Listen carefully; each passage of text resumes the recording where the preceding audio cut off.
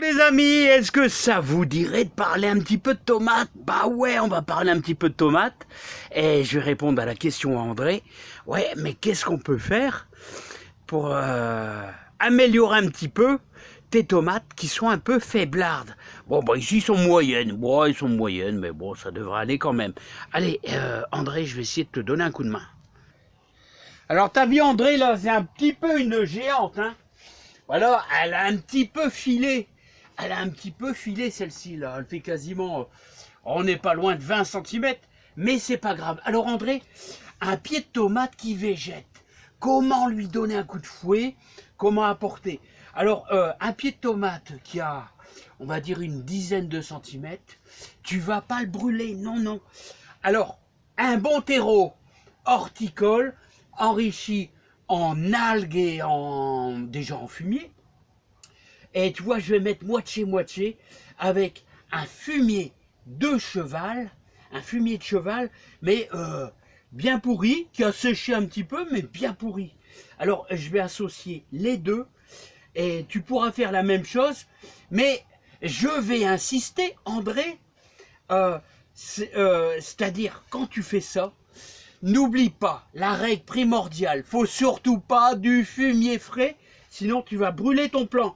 Si ton fumier de cheval, il a celui-ci, il a quasiment 1 an, donc il est bien. Il n'y a plus dessus, tout ça, c'est super important. Et ce qu'on va faire, une fois qu'on a mélangé moitié-moitié, voilà, regarde, on obtient quelque chose qui est bien entre les deux, entre le marron foncé et le marron clair, là. Voilà, on va prendre notre pied de tomate. Voilà, je vais simplement retirer un petit peu, comme pour bénéficier, tu vois là, je vais bénéficier du maximum d'enrichissement de mon pied. Et là, regarde, j'ai prévu un pot un petit peu plus grand, comme ça, je vais mettre un petit fond de mon terreau, enrichi au fumier de cheval. Et là, je vais le plonger carrément dans le fond. Voilà, hop.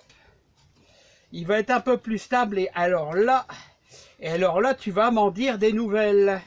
Parce que là, il y aura quelque chose de super riche, super bon. Et de quoi attendre tranquillement le mois de mai.